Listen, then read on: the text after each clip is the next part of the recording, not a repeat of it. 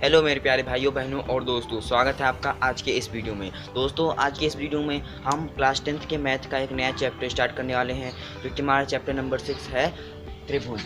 त्रिभुज क्या होता है और इनके बारे में आज इसका बेस जो है हम समझेंगे। इसकी प्रश्नावली 6.1 जो हमारा चैप्टर 6 है और 6.1 प्रश्नावली इसको हम सॉल्व करेंगे आज के इस वीडियो में। ठीक है, तो आइए दोस्तों स्टार्ट करते हैं त्रिभुज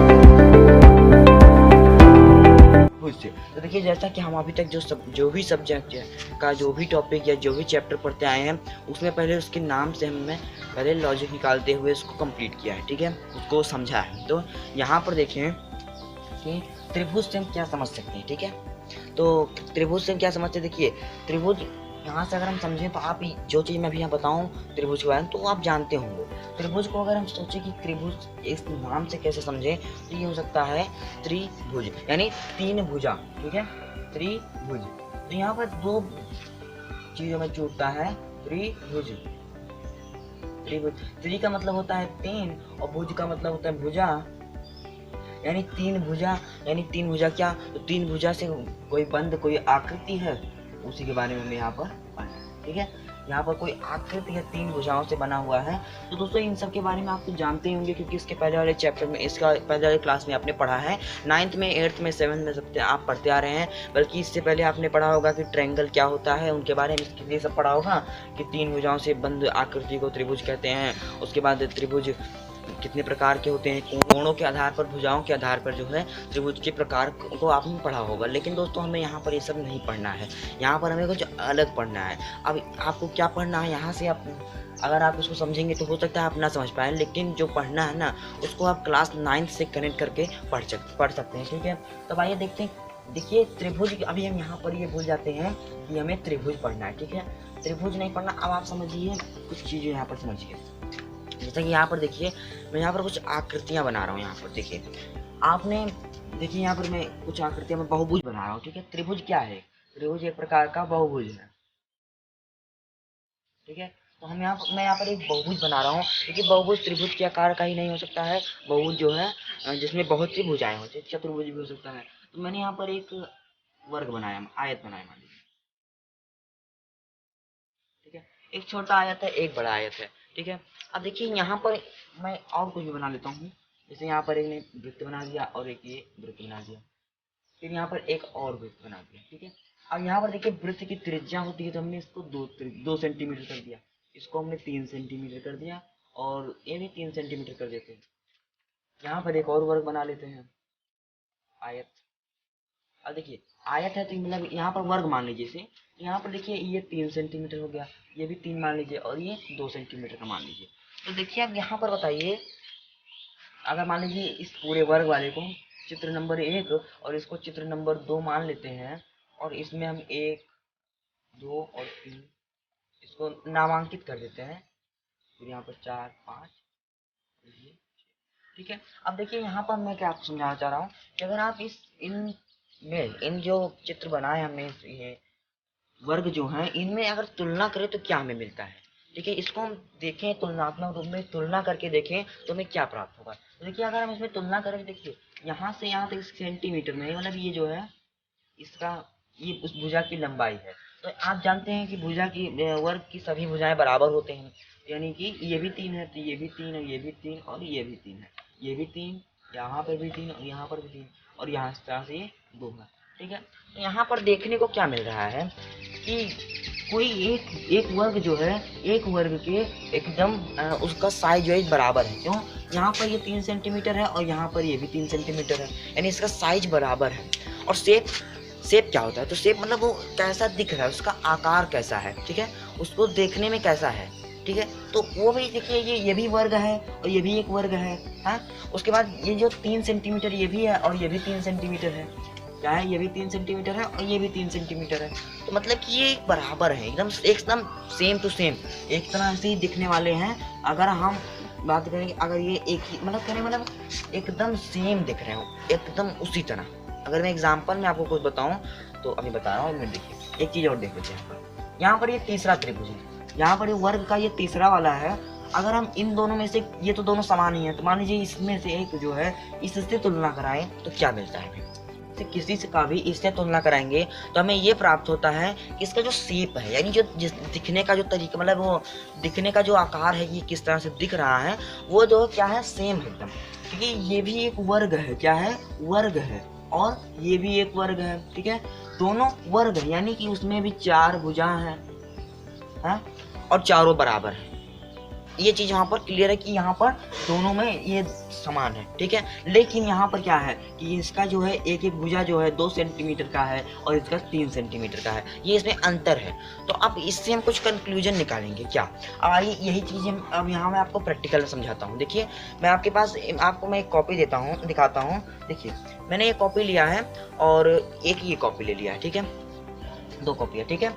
अब देखिए यहाँ पर ये मान लीजिए एक वर्ग आयत है, मान लीजिए तो आयत है, लेकिन आयत के एग्जांपल मान लीजिए इस जगह पे। तो देखिए ये दोनों कॉपी एकदम एक ही कंपनी की है, एकदम सेम टू सेम है। तो मतलब हमें इसके ऊपर अगर रखता हूँ ऐसे, तो ये बराबर है, एकदम बराबर, ठीक है, पूरा बराबर।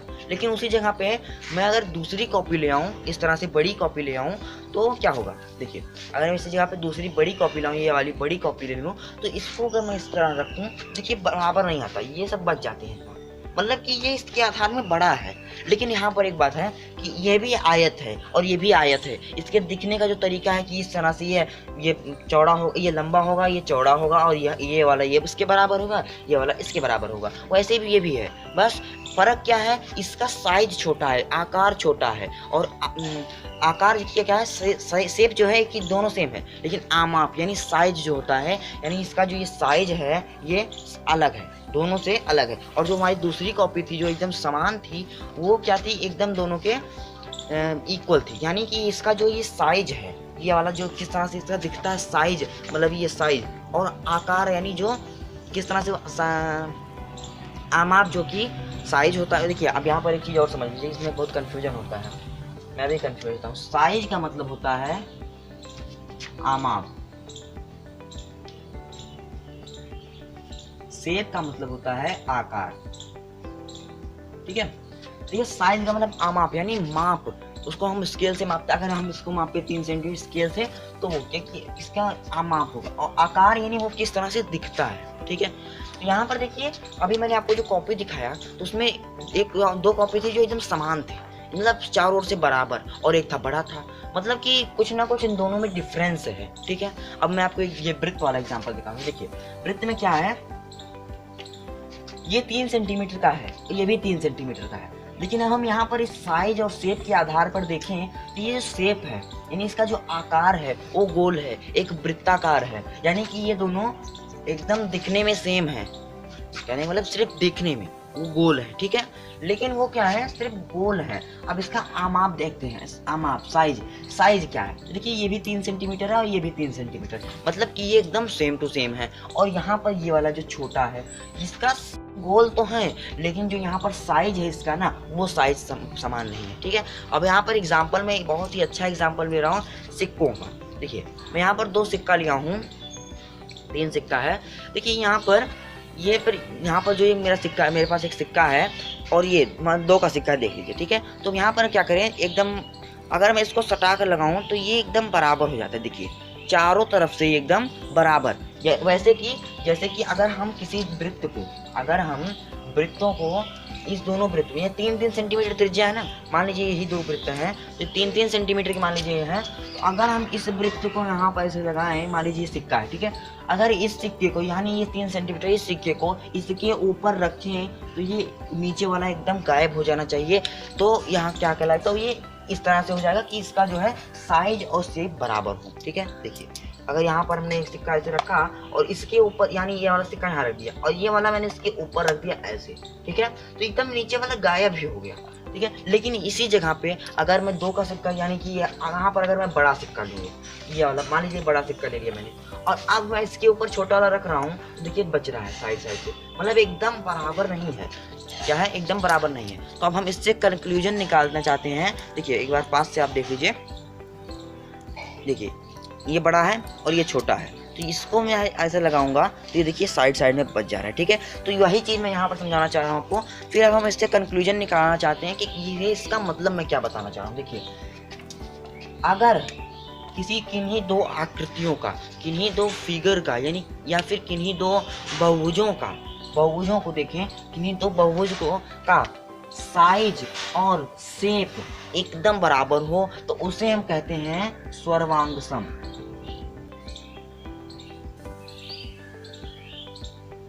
आपने नाम सुना है? हाँ, आपने ये नाम 9th में सुना है, क्लास 9th में त्रिभुज के चैप्टर में आपने इसको सुना क्या है, आपने इसको समझा है, पढ़ा है, इससे संबंधित नियमों को समझा है, प्रमेय पढ़े हैं।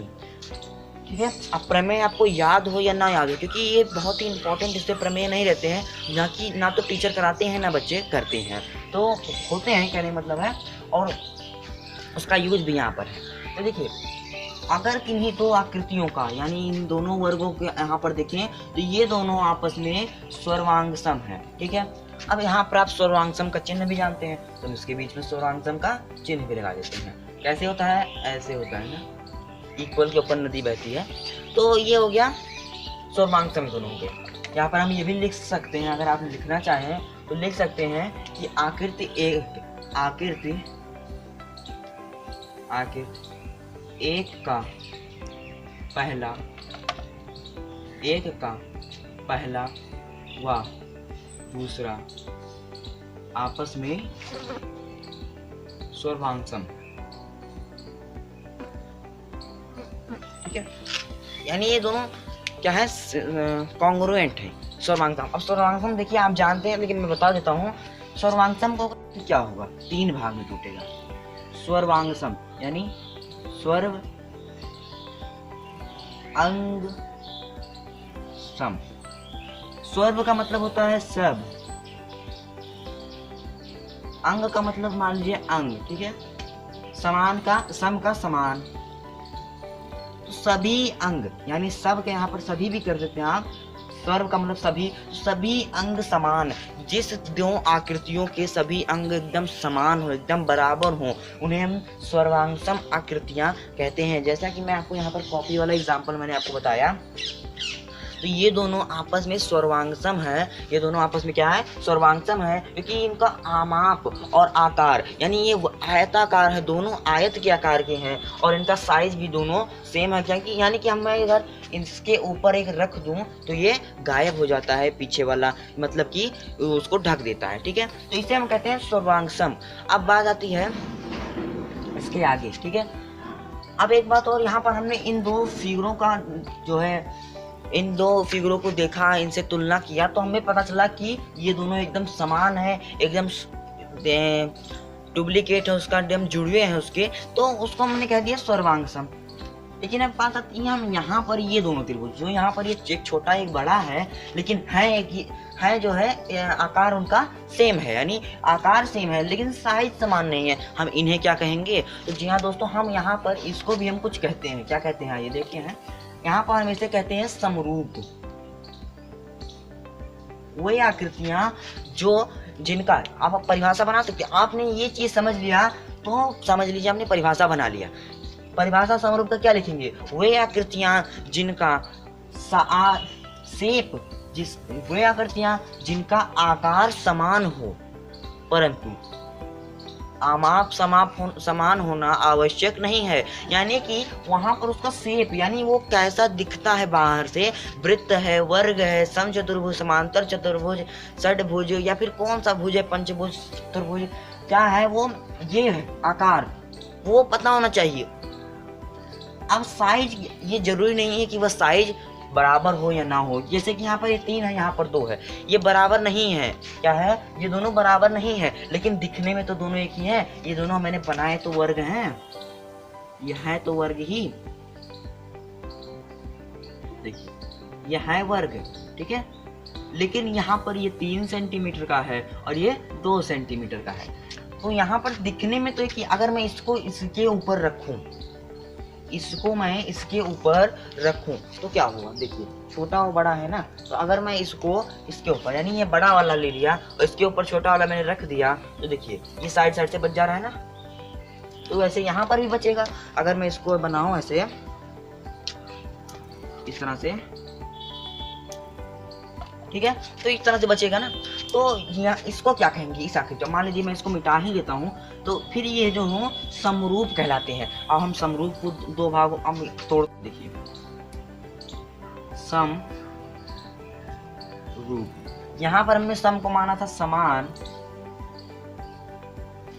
तो यहाँ पर हमने मान लिया समान, रूप यानी रूप, ठीक है। तो ये समान रूप का हो, उनका रूप जो है समान हो, इक्वल हो, यानी उनका शेप एक ही हो। आप आवश्यक नहीं है कि वह बराबर है या नहीं है या कैसा है, ठीक है।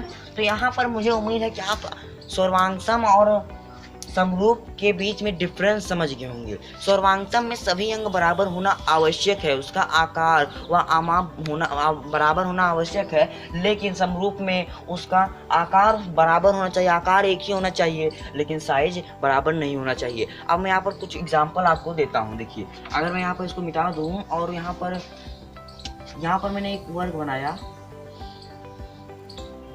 और यहाँ पर मैंने एक वृत्त बनाया, मैं पूछूं कि क्या यह सर्वांगसम या समरूप में से कोई भी है, या सर्वांगसम या समरूप में से कुछ भी है, बताइए। तो देखिए यहाँ पर कुछ नहीं होगा, यहाँ ये सर्वांगसम है और ना तो ये समरूप है। क्यों? सबसे पहली बात मैं यहाँ पर लिख ही देता हूँ। देखिए सर्वांगसम के लिए क्या होना चाहिए, आमाप वे आकृतियां जिनका आकार व आमाप समान हो,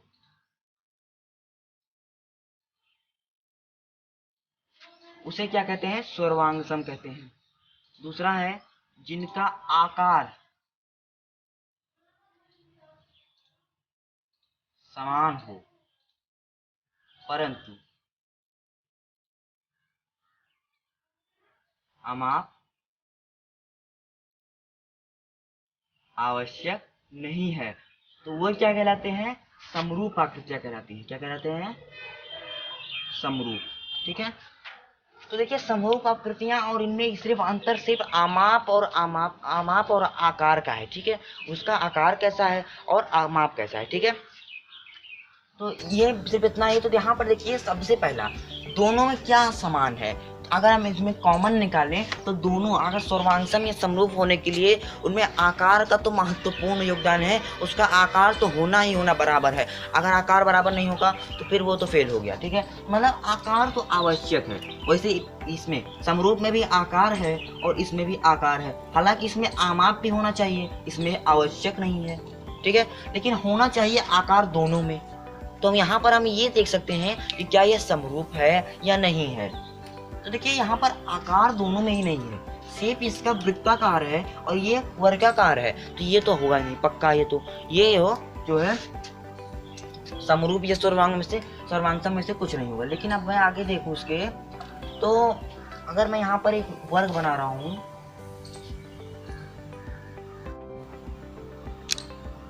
और एक और वर्ग बना रहा हूँ जो कि 3 सेंटीमीटर का है, ठीक है। तो देखिए अब ये क्या, आप इसमें बताइए कि यह सर्वांगसम है या समरूप है, क्या यह सर्वांगसम है या क्या यह समरूप है, इनमें से क्या है ये। अब यहाँ से हम कुछ क्वेश्चन बनेंगे, देखिए यहाँ से कुछ क्वेश्चन बनेंगे जो हमारे प्रश्नवाली 6.1 में है, ठीक है। देखिए सर्वांगसम के लिए आमाप और आकार बराबर होना आवश्यक है। आकार पहले आकार चेक करते हैं, क्योंकि दोनों में आकार का होना बहुत ही आवश्यक है। तो आकार में देखिए ये भी एक वर्ग है और ये भी एक वर्ग है, यानी कि जो है यहाँ पर ये दोनों वर्ग हैं, इसलिए जो है ये समरूप तो हो गया कन्फर्म, क्योंकि समरूप में इसका आकार आवश्यक हो, आकार समान होना चाहिए, लेकिन आमाप आवश्यक नहीं है। तो अभी हम आमाप नहीं, हमने सिर्फ ये चेक किया। यहाँ पर देखिए सर्वांगसम, मान लिया हम सर्वांगसम चेक करने जा रहे हैं कि यह वर्ग ये जो आकृतियां हैं ये सर्वांगसम है या नहीं। तो हमने देखा कि लाइए हम पहले चेक करते हैं आकार समान है या नहीं। तो हमने आकार चेक करने गए तो ये तो आकार बराबर है, वर्गाकार है, लेकिन तब हम यहाँ पर ये भी तो है कि समरूप आकृतियां का आकार होना आवश्यक है। सिर्फ आकार है तो वो समरूप है, तो यह हो गया ना, आकार है ना, तो मतलब कि ये आकृतियां क्या हो गई, समरूप हो गई। अब सर्वांगसम पे आते हैं, तो सर्वांगसम में आमाप भी चाहिए। क्या चाहिए? आमाप, यानी साइज। साइज देखिए 2 और 3 है, 2 और 3 यानी समान नहीं है, मतलब ये सर्वांगसम नहीं है, सर्वांगसम नहीं है। ठीक है, समरूप है। अगर मैं यहीं पर इसको 3 कर देता हूं,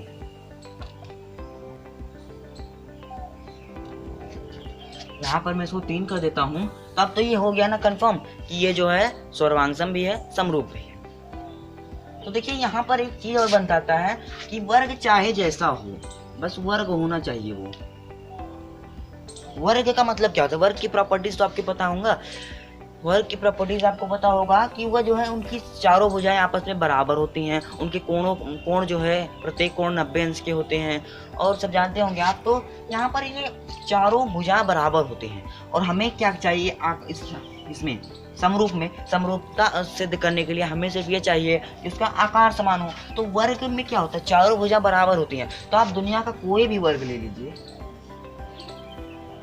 कोई भी वर्ग ले लीजिए, तो है तो वर्ग का होना मतलब है कि वो बराबर हो सब चारों भुजाएं। तो ये भी वर्ग है, ये भी वर्ग है, मतलब कि ये समरूप है। तो यानी हम कह सकते हैं कि वे सभी वर्ग समरूप हैं, परंतु सभी वर्ग जो है समरूप होते हैं, लेकिन सर्वांगसम नहीं होते हैं।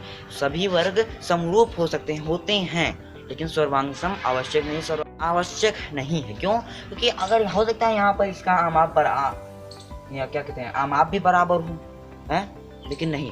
तो यहाँ पर आप आवश्यक का शब्द जरूर यूज करें। ठीक है, तो यहाँ पर क्या बन गया कि सभी वर्ग समरूप होते हैं और सर्वांगसम होना आवश्यक नहीं है इनका। ठीक है, अब हम यहाँ पर इसके आगे जो है, यहीं पर जो है वृत्त का इस्तेमाल करता हूँ। देखिए यहाँ पर जो हमने वृत्त लिया था, वृत्त,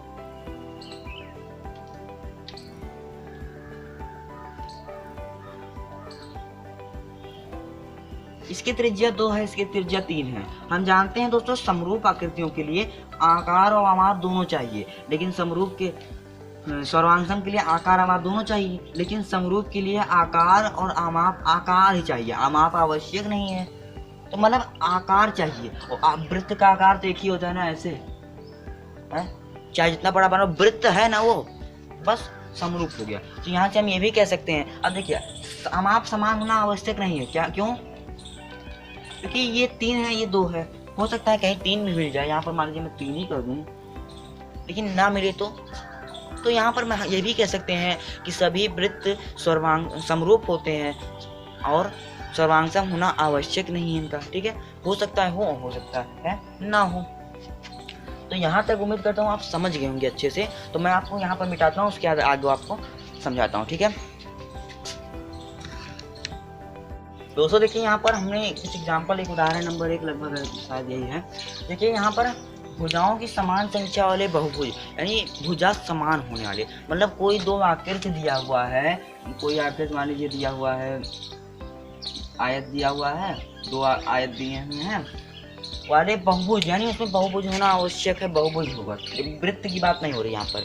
ठीक है, बहुभुज समरूप होंगे, वो दोनों समरूप कब होंगे? अब हमें यहाँ पर कुछ चाहिए ना, कि हमने तो जान लिया आमाप आवश्यक नहीं है, आकार आवश्यक है। समरूप के लिए आकार होना चाहिए बस, लेकिन वो आकार को कैसे पहचाने कि ये इसका, अब इस तरह दिया गया है तो आकार हम कैसे मान ले? हो सकता है यहाँ पर 3 दिया है, 3 दिया है, यहाँ पर 1.5 दिया है, तो यहाँ आकार भी तो समान नहीं है। यहाँ पर देखिए ये 3 है, ठीक है, आकार तो इसे आवश्यक नहीं है, लेकिन यहाँ पर ये वाला 3 है और ये 1.5 है। ठीक है, आकार तो इसे नहीं, आकार चाहिए ना, लेकिन उस आकार को कैसे पहचाने, ये यहाँ पर सीखना है आपको।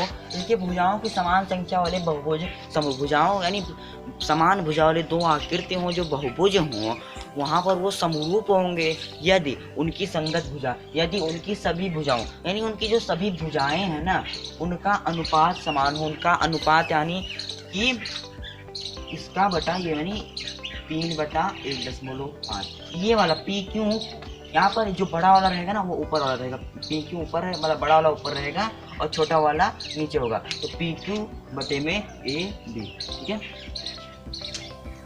तो यहाँ पर ये दोनों समरूप हो जाएंगे। लेकिन अभी और है, इनका सभी भुजाओं का अनुपात समान होना चाहिए, सभी भुजाओं का अनुपात, एक भुजाओं का अनुपात नहीं। जैसे कि यहाँ पर अभी हमने लिखा कि पी क्यू, यहाँ पर देखिए पहले वाला लिख रहा हूँ, P Q upon A B बराबर होना चाहिए ये वाला पी एस, कुछ भी उधर वाला भी आप ले सकते हैं, बटे में ए डी, फिर बराबर होना चाहिए, या ये भी ले लीजिए सी बी, ये Q R upon B C, और ये भी बराबर होना चाहिए ऊपर वाले के, यानी कि R S upon B C के। ठीक है, ये वाला पहला नियम है। ठीक है, उनकी सभी भुजाओं का अनुपात, उनकी सभी भुजाओं का अनुपात समान होना चाहिए। अभी हम इसको सॉल्व करेंगे कि हाँ या है या नहीं है। ठीक है, अब आइए इसके आधार पर हम सॉल्व करें। दूसरे देखिए, उनकी सभी संगत भुजाओं समान अनुपात। अब समान अनुपात देखिए, समान अनुपात हम इसको तोड़ेंगे ना, समान अनुपात, समान अनुपात यानी वो समान अनुपात के एकदम समान होने चाहिए। ठीक है, या फिर अनुपात उनका समान होना चाहिए। ठीक है, देखिए अब हम अब इसको सॉल्व करते हैं कि क्या ये, अब यहाँ पर आपके बुक में पूछा है प्रश्न, आपके उदाहरण में है कि क्या ये दोनों आकृतियाँ समरूप हैं। तो जी हाँ दोस्तों, आप इसके आधार पर कीजिए। देखिए 3/1.5 बराबर है 3/1.5 बराबर है 5/2.1 बराबर है 4 और ये भी बराबर है 4.8/2.4। ठीक है, अब देखिए ये दोनों बराबर, ये सब बराबर है चारों। कहेंगे कैसे? देखिए आप इसको काटिए ना, यहाँ से ऐसे 2 हो गया, फिर ये 2 हो गया, इनका अनुपात 2 था। ठीक है, इनका अनुपात जो था वो 2 का था, यानी इनका अनुपात समान था। और यहाँ पर देखिए उनकी संगत भुजा समान होनी चाहिए। देखिए यहाँ पर 105 डिग्री है, यहाँ पर भी 105 डिग्री, यहाँ पर 100 डिग्री, यहाँ पर भी 100 डिग्री, यहाँ पर 85, यहाँ पर 70। मतलब ये दोनों आकृतियाँ जो है समरूप है, यानी ये समान रूप हैं। ठीक है, अब आइए दोस्तों अपने प्रश्नवाली की ओर बढ़ते हैं, प्रश्नवाली 6.1 की ओर। दोस्तों यहाँ पर मेरे पास बुक है और मैं बुक से प्रश्न पढ़ रहा हूँ। स्क्रीन पर आप प्रश्नवाली के प्रश्न को लिखिए। देखिए यहाँ पर पहला कोष्टक में दिए गए शब्दों में से सही उत्तर का शब्दों का प्रयोग करते हुए, मतलब कोष्टक में दिए गए हैं आंसर और उनसे जो है मैं सही उत्तर की जांच कर, सही उत्तर बताने हैं। ठीक है, पहला है सभी वृत्त होते हैं, क्या होते हैं? आगे लिखा है सर्वांगसम और समरूप। तो सभी वृत्त होते हैं समरूप, अभी मैंने आपको बताया कि सभी वृत्त समरूप होते हैं, अभी हमने डिस्कस किया था उसके बारे में।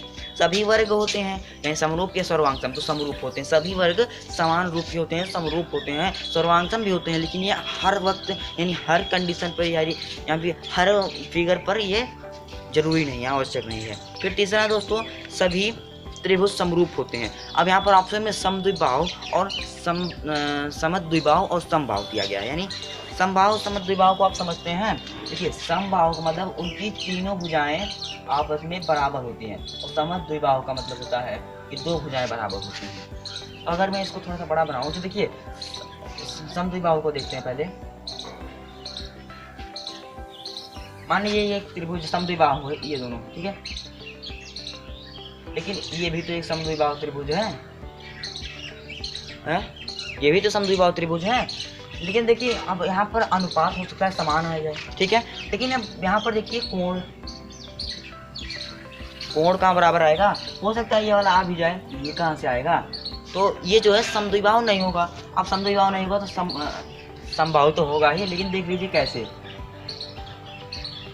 क्योंकि दोस्त समबाहु का मतलब होता है उसकी तीनों भुजाएं बराबर होंगी।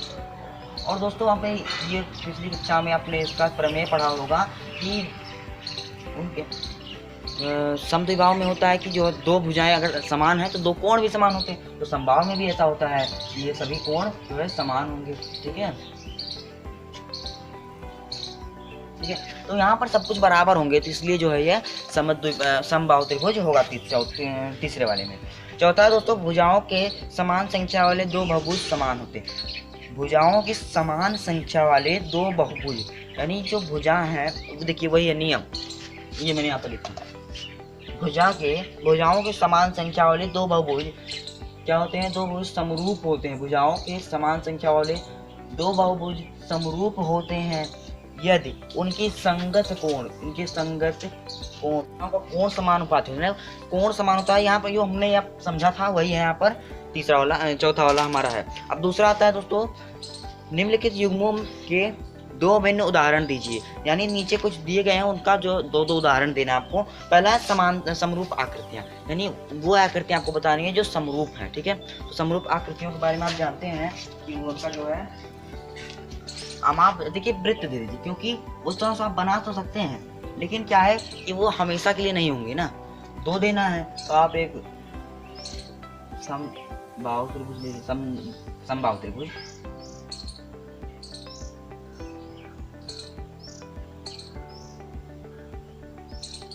ठीक है। तो यहाँ पर आप दो दे देंगे, ये दोनों आपस में देखिए समरूप का चिन्ह ये होता है, ठीक है। समरूपता का चिन्ह ऐसे होता है, समरूप दिखाने के लिए, ठीक है।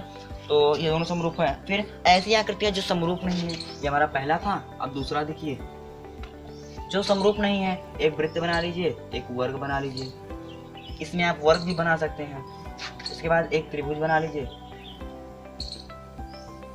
और क्या है, दो देना है ना, एक त्रिभुज बना लीजिए और एक समांतर चतुर्भुज बना लीजिए, ठीक है।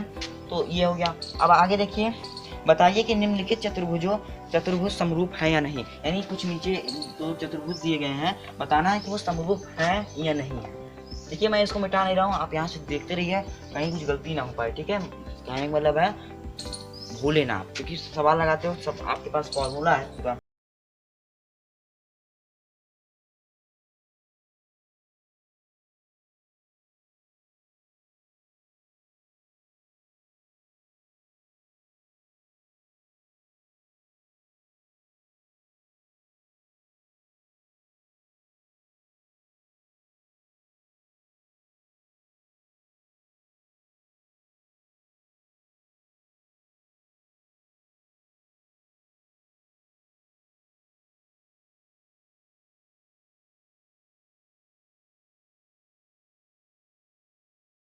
वर्ग चारों होगा, समचतुर्भुज मतलब चारों होगा, ठीक है। तो देखिए यहाँ पर इसका भुजाओं का तो अनुपात समान होगा, क्यों, यहाँ पर 3 है, यहाँ पर 5 है, यानी हम 3/1.5 देख सकते हैं। और यहाँ आ जाएगा 2, और इससे 2 बराबर 2 बराबर 2 बराबर 2 हो जाएगा, क्योंकि यहाँ पर भी 3 होगा, ठीक है। तो हिसाब से बराबर हो गया। लेकिन अगला जो हमारा यहाँ पर होता है, उनकी सभी संगत कोण समान होते हैं, उनके संगत कोण जो होते हैं वो समान होते हैं। लेकिन देखिए यहाँ पर ये तो 90 अंश है, बताया भी गया है इसमें, लेकिन इसमें जो है कोई भी कोण का पता नहीं है।